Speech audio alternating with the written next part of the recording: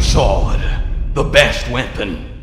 The flagship weapon. The weapon at the top of every list. Quite literally. The weapon whose total damage is always maximum. And today, we're talking the best 5 great swords! Oh yes, my fellow hunters, my fellow connoisseurs of really big weapons. My fellow enjoyers of the biggest numbers in Monster Hunter. My fellow purveyors of the ancient wisdom.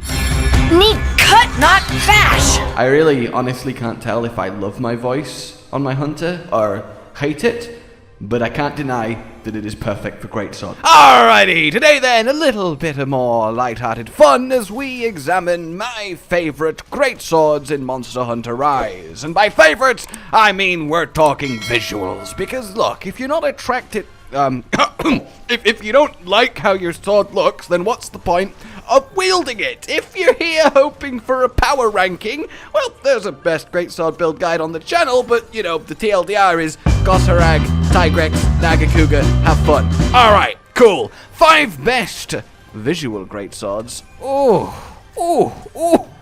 Well, starting with some honourable mentions, and I can't believe I'm going to say this, but Rathian. And this one, to be fair, has always been a very solid greatsword. I mean, it wouldn't work very well if it was liquid.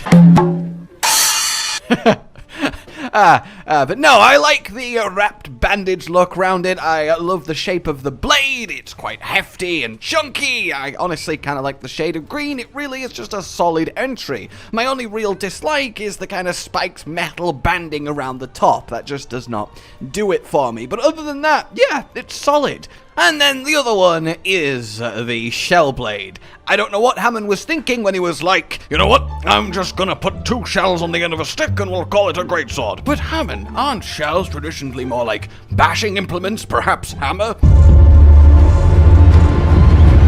Okay, fine, greatsword it is. And I think it looks really cool. It's totally impractical, it would probably shatter, but it's a sweet idea and I am very much into it. So, beginning the list proper then with rank 5, I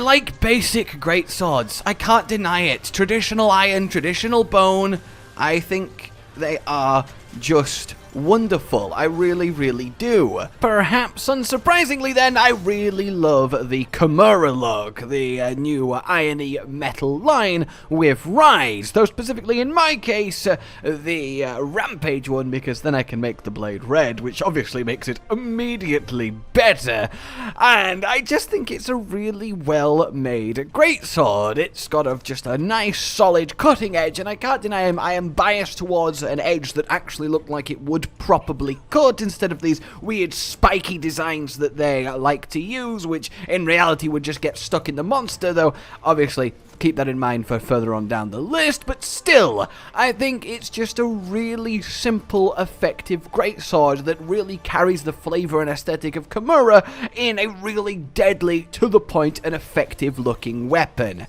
Yes! Why did I end that with just a yes? I thought it'd be like impactful and cool, but it just sounded so lame. Following that then, we have, well... Sleep. Hear the siren's song. Sleep. No, you won't resist long. Sleep. Rest your weary head and sleep, or you'll wake up dead. So this one was a surprise for me, because normally I really don't like fish-themed weapons, armor, and for the most part, I'll be honest, monsters. But Somnikanth, obviously is a Leviathan, but definitely fishier than most of them, makes a greatsword that's incredibly unique, and really I can't deny that I genuinely love it. Firstly, the fact that it looks like there is just a Somnikanth hand claw clutching onto the greatsword, like even in death, it still just won't give up on it. But more than that, the symbols on it glow blue, a blue that gets brighter and brighter as you charge while you do charge, and that just gives it this pièce de résistance that I absolutely adore. Now, the actual look of it, I mean, yeah, obviously it's supposed to represent fins and then the spikes of purple from Somna. Now, jabbing this into someone would just make it really hard to then pull back out, and, you know, function is not the priority here. It's a very much form great sword, but I really do love the shape of it. I love the color scheme. As I said, the glowing is a really nice touch. I just think it is perfectly capturing the creepiness yet beautifulness of Somnikanth herself, and I am really all about it. I honestly wish it was better, because I would genuinely love to use this one. Coming in next then for me is our flagship himself, Magnamallow. Oh!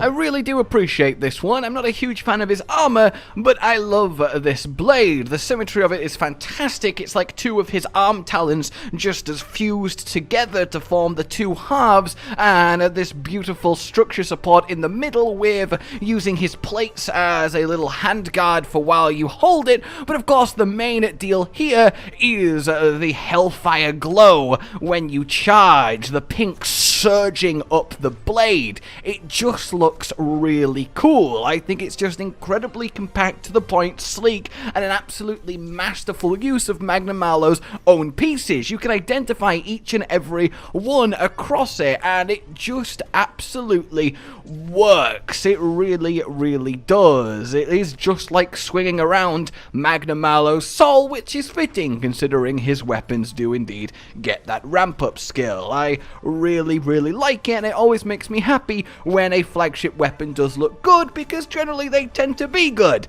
At least, generally. This one's obviously kind of trash for a greatsword, but I still want to make Hellfire work. Stay tuned. Next up is...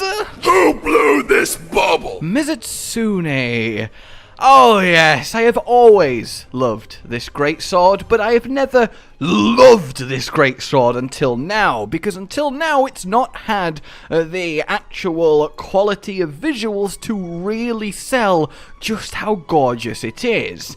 Now, the non-blade bit, I actually don't really care for that much, you know, it's just pink Mizutsune scales layered, it's fine. The golden metal barring to attach it to the blade, that's all fine. Honestly, just these components are kind of but the blade carries it so much, and to be fair, the blade on a greatsword is kind of the whole point. Or slice, or... you know what I'm saying? The flowers and the pink are incredibly pretty, belying how deadly this great whacker of death is. But then also this extra honed edge that goes to the much lighter, fine point. But beyond that, there is this beautiful swirl of tempered metal that adorns the edge itself, and you've never been able to fully appreciate that until Rise. The way the light shines off it as it plays down the edge of the blade, I think it's absolutely gorgeous. The detail here is astounding, and I think it is an absolutely beautiful work of art. It really fits the monster, of course, but it just captures that deadly elegant grace, which is sometimes hard to do with a greatsword, because elegant and graceful tends to not be two words that you associate with it. Need I repeat? Need cut, not bash! So there we have it, Mizutsune. But there is yet one more, and you might be able to guess it.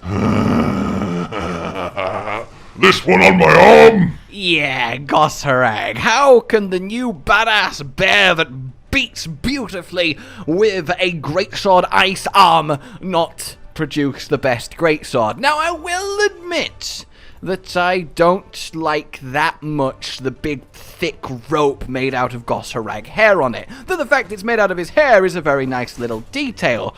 But the actual blade itself, which, as I said, is the juice, the point, or again, slice, of a greatsword, is just absolutely astounding. But first, we have to talk about the size of it. It is a big greatsword! Even for greatsword standards, you can barely even see your hunter when this is shaved on your back. You just look like a pair of feet and a floating head. And I think that is wonderful. It is a great sword. It's just such a huge slab of metal. Well, not metal though, that's the thing. It's ice. You can see the sheen over the top of it, the light playing down it. It really has that reflective icy quality, and that's such a lovely touch. It is just meaty. The way it's held, the thickness of the shaft. I maybe should think about the stuff that I say before I say it, but I'm gonna leave that in. And then, of course, we have the fact that it represents Goss's inner fury, because when you charge, the blue scaling from him turns a flush red, like it does on the bear itself. And that comes together to just hit people with the shining, icy, fury-infused slab of death that just donks down with all the might of Goss itself. And I think it is just a beautifully rendered rendition of, well, a greatsword made from Mr. Icearm's greatsword himself, and I am absolutely in love with it, which is why I'm very pleased that it is, well, one of the best greatswords, and I can use it without feeling guilty that I'm missing out on power. So isn't that great?